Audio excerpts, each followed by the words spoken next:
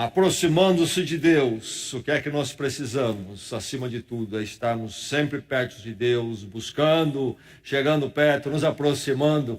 O livro de Salmos é sobre isto. O povo de Deus, séculos antes de Cristo, se aproximando dele. Às vezes na derrota, às vezes na ansiedade, às vezes na incerteza, às vezes na alegria, às vezes em profunda gratidão, às vezes em grande adoração. Mas o coração que pertence ao Senhor, em qualquer situação, o busca e se aproxima dele. Nós vamos hoje focar um pouco mais no livro de Salmos, aproximando-se de Deus, olhando o Salmo 93. Palavra de Deus para o seu coração no meio dessa semana, Salmo 93. Belo salmo, maravilhoso salmo, Salmo 93. E antes de lermos este salmo para a nossa reflexão, vamos recordar, vamos proclamar o menor dos salmos, e que expressa a mensagem do livro dos Salmos todo, que é realmente nos voltarmos para Deus em toda e qualquer situação e reconhecer quem Ele é e dar a Ele o que é devido, e ali encontraremos então sentido e direção. Salmo 117, o menor deles, mas que também nos coloca diante da mensagem dos Salmos. Vamos proclamá-lo. Ministra ao seu irmão, à sua irmã, ao seu amigo que está ao seu lado, em voz alta. Vamos dizer este salmo juntos. Louvem o Senhor todas as nações, exaltem-no todos os povos, porque imenso é o seu amor leal por nós, e a fidelidade do Senhor dura para sempre. Aleluia. Salmo 93. É a palavra de Deus então para o seu coração nesta noite, que certamente o Senhor preparou, e que agora ela caia no seu coração e encontre ali uma porta totalmente aberta. Ouça a palavra do Senhor. O Senhor reina, vestiu-se de majestade. De majestade vestiu-se o Senhor e armou-se de poder. O mundo está firme e não se abalará. O teu trono está firme desde a antiguidade. Tu existes desde a eternidade. As águas se levantaram, Senhor. As águas levantaram a voz, as águas levantaram o seu bramido. Mais poderoso do que o estrondo das águas impietosas, mais poderoso do que as ondas do mar, é o Senhor nas alturas. Os teus mandamentos permanecem firmes e fiéis. A santidade, Senhor, é o ornamento perpétuo da tua casa. Verso 1, mais uma vez, o Senhor reina, vestiu-se de majestade vestiu-se o Senhor e armou-se de poder. O mundo está firme, não se abalará. E o verso 5, os teus mandamentos permanecem firmes e fiéis. A santidade, Senhor, é o ornamento perpétuo da tua casa. Esta é a palavra do Senhor.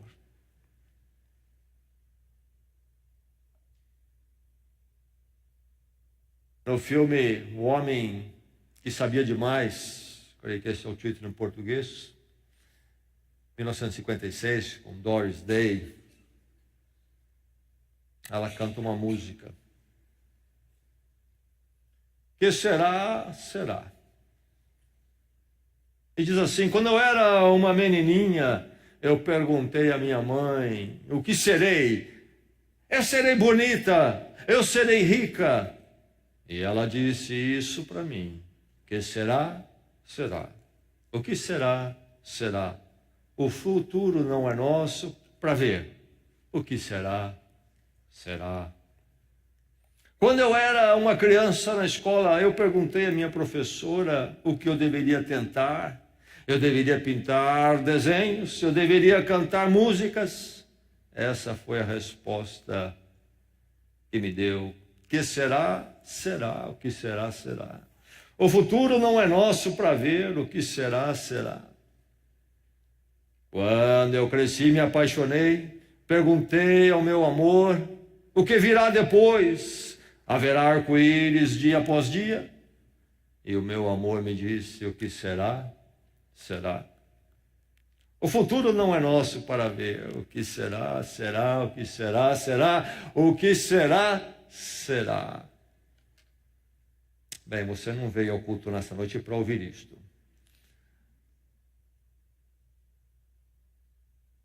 Espero que não. Mas a verdade é que esta música tão simples e que se tornou muito conhecida neste músico clássico da época é a filosofia de vida de muita gente. E assim é que se empurra o dia, o mês e o ano. Numa forma de um amortecimento diante da realidade da vida. Tão grande e tão enorme. E para a dor não se aguçar e se tornar insuportável.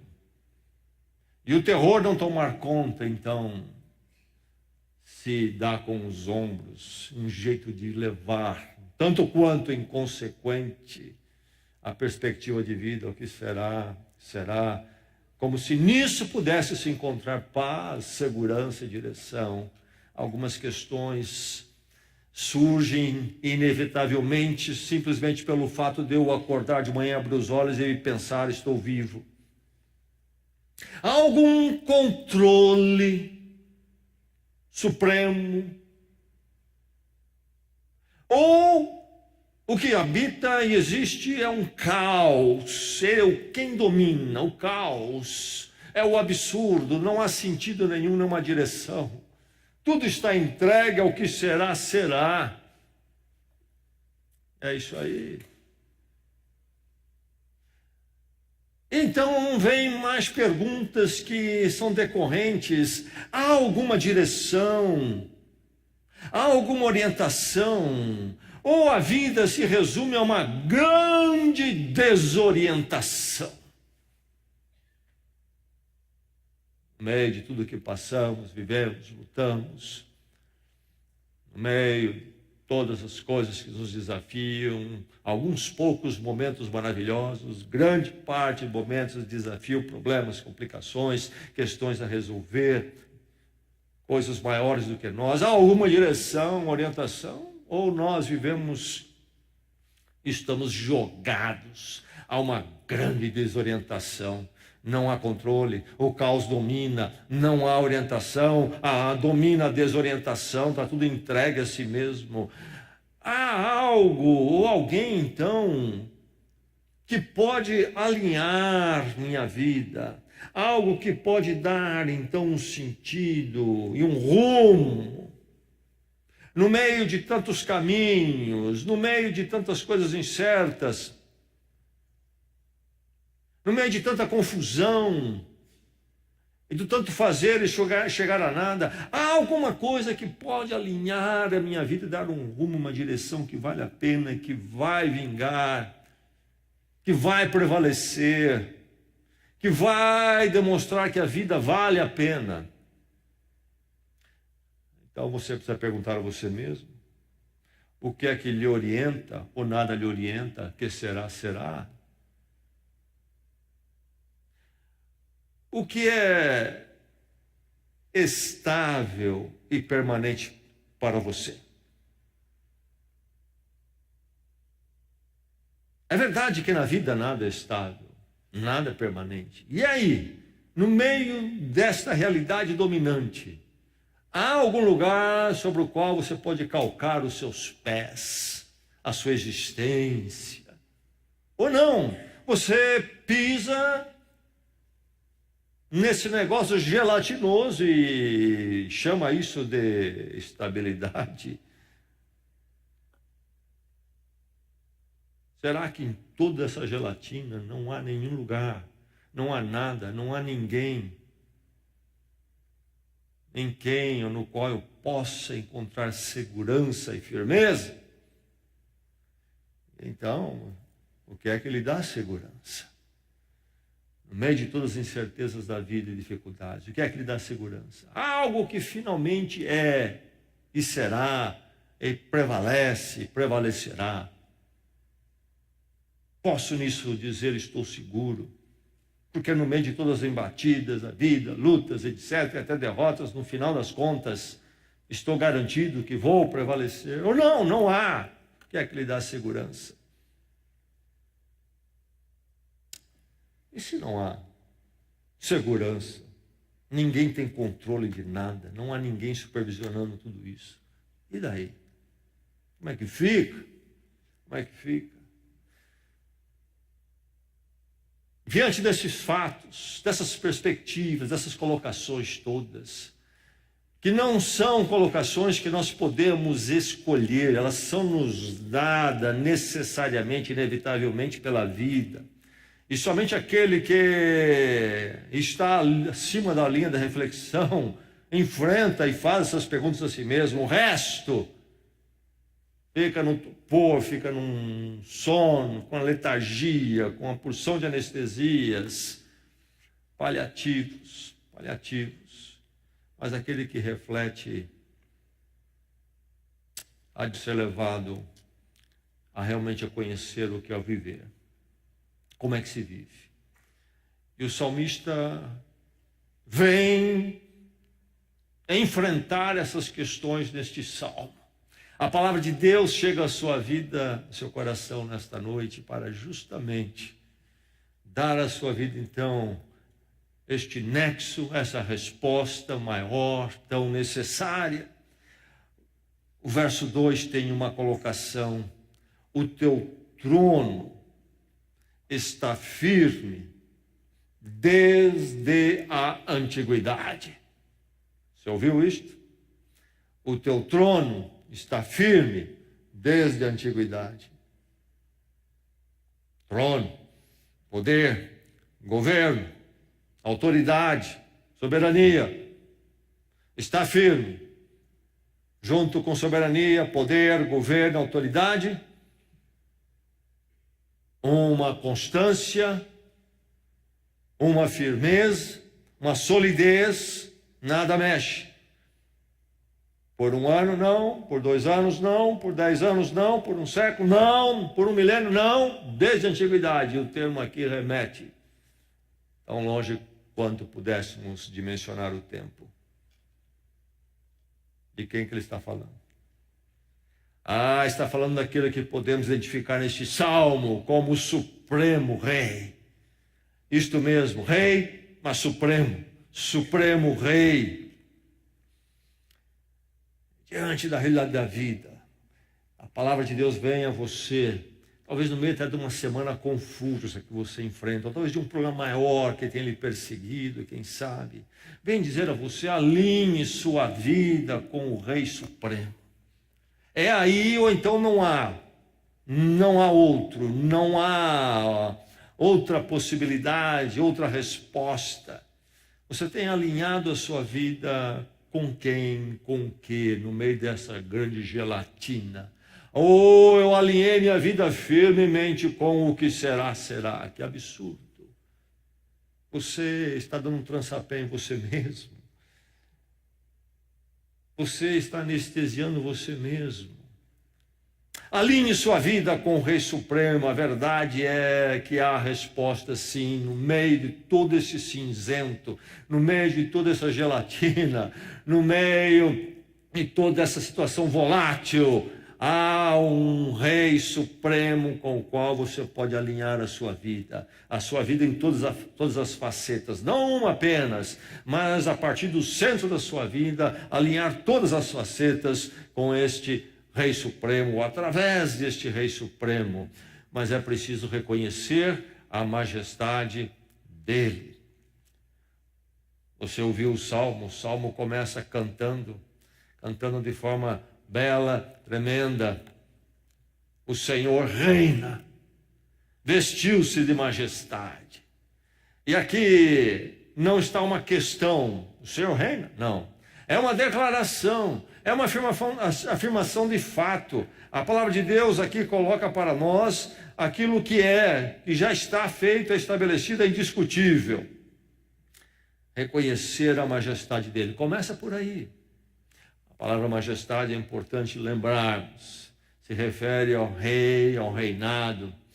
Eu e a minha esposa assistimos série, eu creio que foi apresentada também em português, Coroa, sobre a família real inglesa, desde antes da coroação da rainha Elizabeth, atual, e depois do tempo dela. E achamos muito interessante ver aí na Inglaterra, como dizendo, mantém esta prática do conceito da majestade, algo que nós perdemos completamente.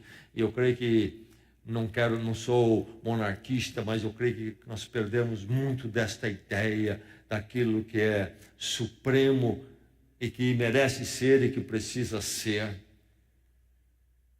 O que é majestade? Quando você vê o comportamento daqueles que servem no Palácio Real na Inglaterra, diante da rainha, as mãos sempre para trás, não se fala com ela, abanando as mãos. Quando o primeiro-ministro, chefe do governo da Inglaterra, vai uma vez por semana ao Palácio de Buckingham para dar a informação a ela, dar uma geral, né, sobre como é que está o governo, a situação do país, ele não senta, ela senta. Mesmo porque são ingleses, eles vão direto aos pontos, não é? Eles não são brasileiros, que levaria 5 horas para falar. Rapidamente, em pé. Diz, responde algumas perguntas objetivas e sai. É a rainha, ou o rei, se fosse o caso. Conceito da majestade, porque representa o Estado, representa o bem comum. Mas aqui fala de uma outra majestade muito maior que a rainha da Inglaterra, ou qualquer rei que existiu ou existirá, se for o caso. Majestade tem sempre o conceito de glória, e aqui então essa majestade tem uma glória que extrapola toda e qualquer outra. Você reconhece isso? Você reconhece esse rei? Que rei é esse que tem essa glória? Bem, diz o texto, é o Senhor, é o Senhor. Glorioso porque é irresistível, diz que ele se vestiu de poder, e a ideia é do rei pronto para a guerra e para vencer. Ninguém o resiste. Não somente irresistível, como também é inabalável. O seu trono está firme, diz o texto. Então, esta majestade é gloriosa acima de todos, é irresistível como ninguém é inabalável, nada verá de abalar esse trono, e é atemporal, diz aqui que ele é desde a eternidade, isto é, nós estamos no tempo, eu e você não conseguimos nem imaginar o que é estar fora do tempo, mas nós sabemos hoje até pelas ciências de que o tempo não é eterno. O tempo surge com o universo.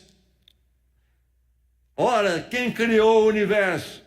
E então quem é que criou o tempo? Deus, ele criou o tempo, ele não está no tempo, ele não está sujeito ao tempo. Ele é atemporal, desde a eternidade. Veja a majestade dele. E aí então, e somente aí é que pode se falar em segurança. O mundo está firme e não será abalado. Precisamos entender o contexto do salmista.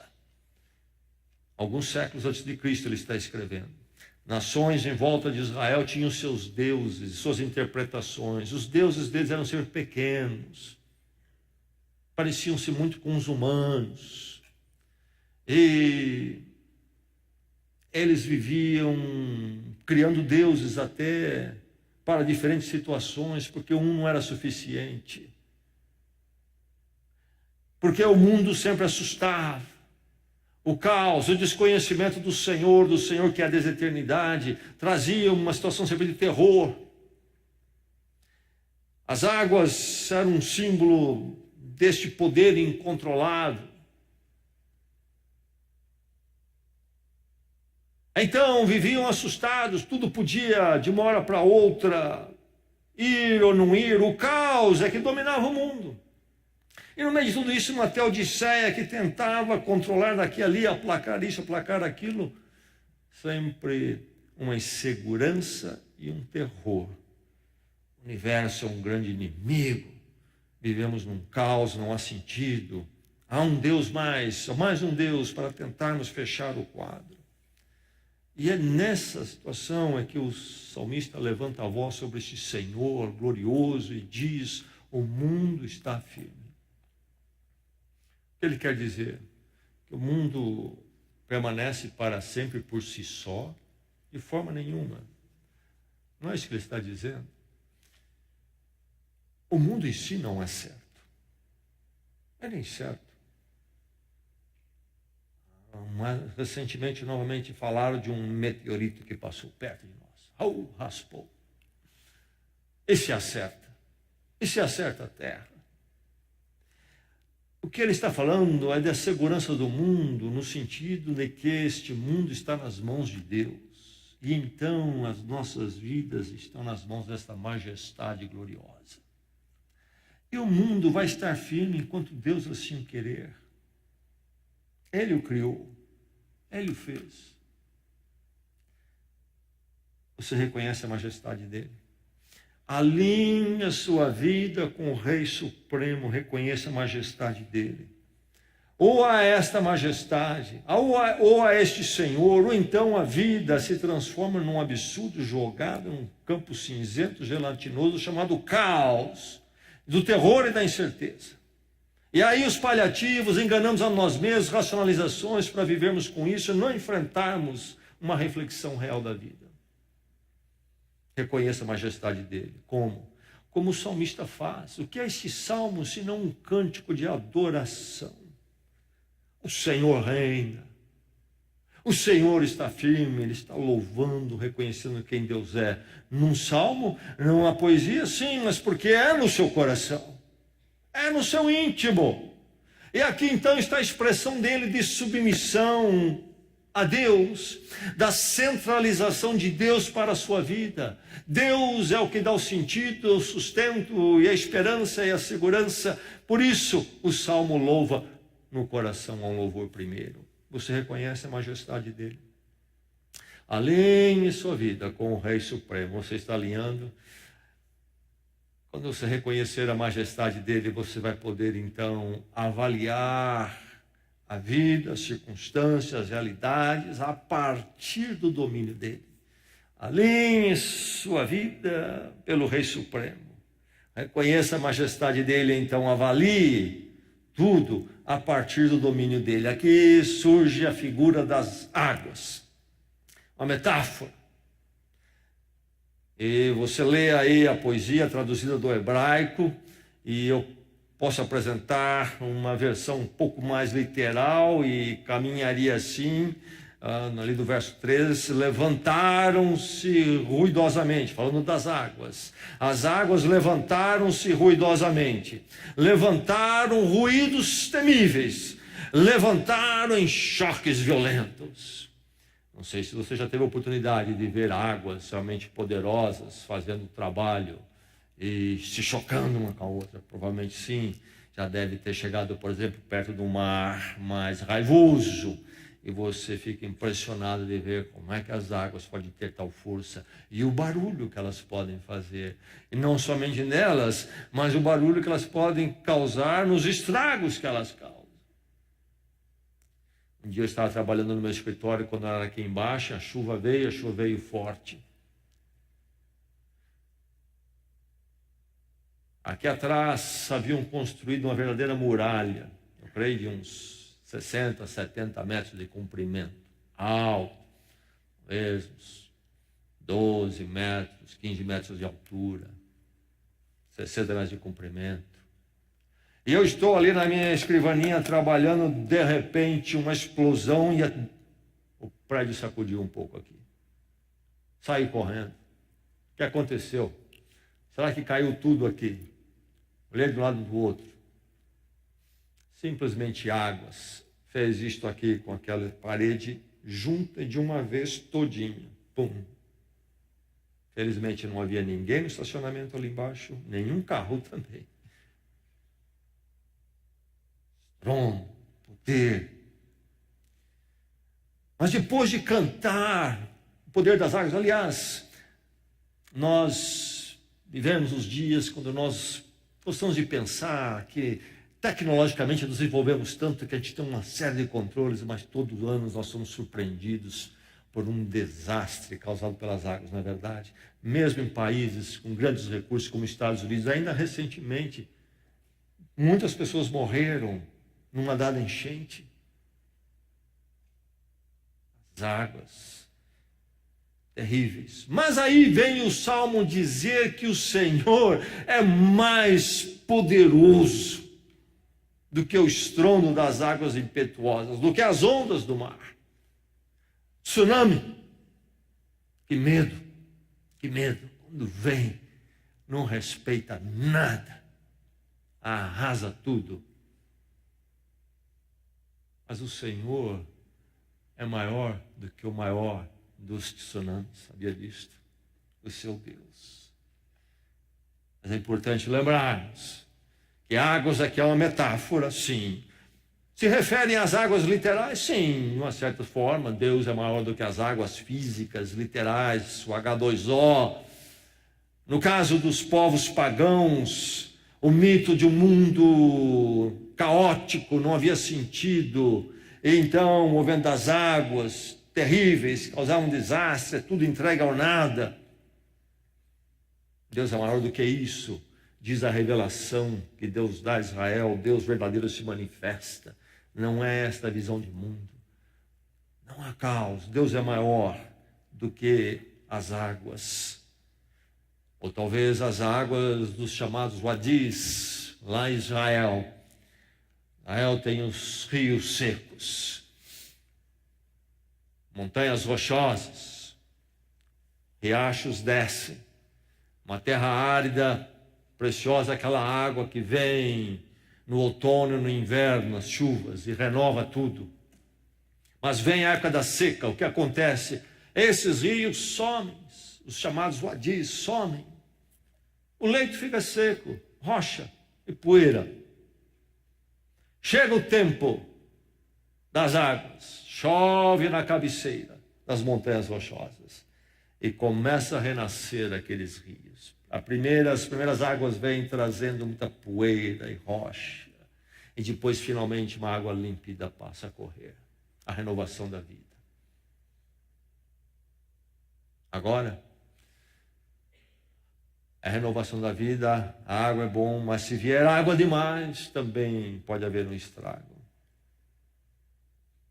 Deus é maior que essas águas, é maior do que essas águas. Mas essas águas são menores do que Deus, mas as águas aqui têm um sentido maior do que as águas físicas. Às vezes as águas no Velho Testamento eram símbolos dos povos pagãos, inimigos de Israel e a sua fé que os atacavam. Problemas que levantam contra o povo de Deus. Mas também as águas aqui se referem às nossas lutas, desafios, problemas cotidianos. Quem não os tem, quem já não passou por um dilúvio aqui, quem que possivelmente esteja passando por dilúvio aqui nesta noite. Há alguém, possivelmente sim, ou amanhã. Águas ruidosas, águas com ruídos terríveis, águas que se levantam em choques violentos, assustadores, mas o Senhor é mais poderoso, louvado seja Deus. Nunca se esqueça, avalie a partir do domínio dele, ou você entrará num quarto escuro, desesperador. Seus paliativos não vão fazer efeito quando chegar a hora da verdade. Há um momento, há uma água que vai mostrar que não há fuga racionalizadora que responde. Alinhe-se com o Rei Supremo, reconheça a majestade dele e avalie tudo a partir do domínio dele. Fui uma vez à Foz do Iguaçu. E cheguei naquelas épocas de cheia, vi aquela grande cachoeira funcionando em pleno vapor, força total. Mas para chegar lá embaixo, perto da queda.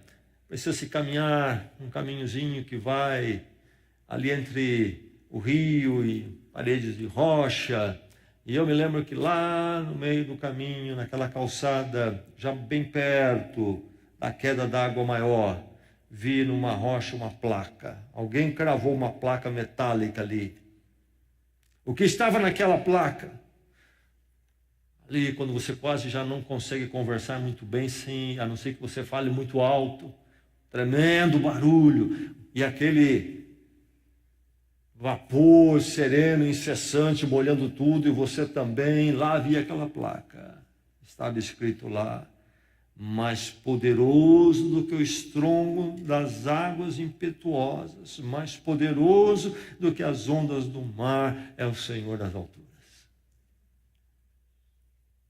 Me lembro a minha experiência particular de olhar para aquela queda d'água enorme, um volume tremendo, espumante.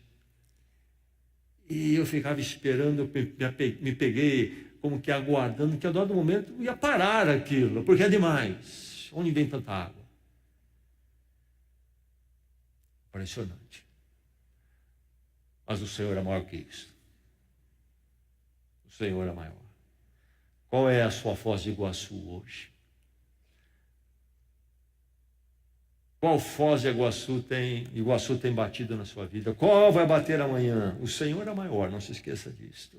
Avalie a partir do domínio dele, a perspectiva de vida, onde eu olho os problemas, e muitos que não entendem, muitos que são tão grandes que realmente não vou poder responder fisicamente a eles, mas eu sei que o meu Senhor ainda é maior do que todas essas circunstâncias.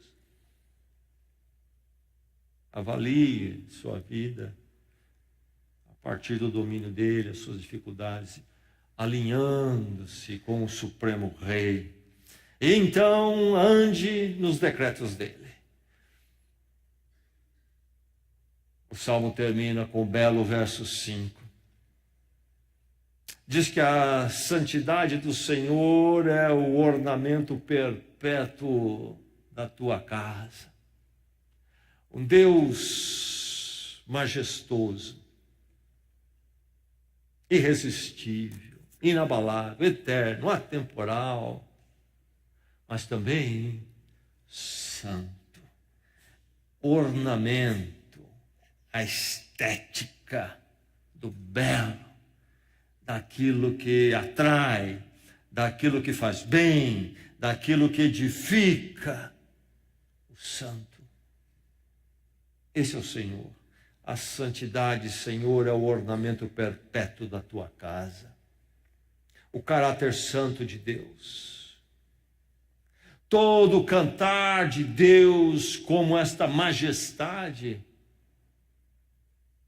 não é apenas para estabelecer um trono e um poder, e um domínio e um governo. A revelação de Deus, da sua glória, no final das contas, tem tudo a ver com a santidade, com aquilo que é moralmente aprovado, com aquilo que edifica, com aquilo que enaltece, com aquilo que eleva e não rebaixa. Nesses dias nós vimos a festa daquilo que não é santo, é o oposto. Então é tudo para rebaixar, é tudo para tornar mais indigno, mais barato, despudorado. É tudo aquilo que, se for levado às últimas consequências na vida, será um desastre social, pessoal. A santidade não. Nos eleva, nos atrai a coisas superiores que edificam, que torna tudo melhor, mais bonito, individualmente, socialmente. Deus não é apenas uma força cósmica que a tudo controla. Ele é uma personalidade santa, que vem se revelar na sua majestade a mim e a você, como este que é santo.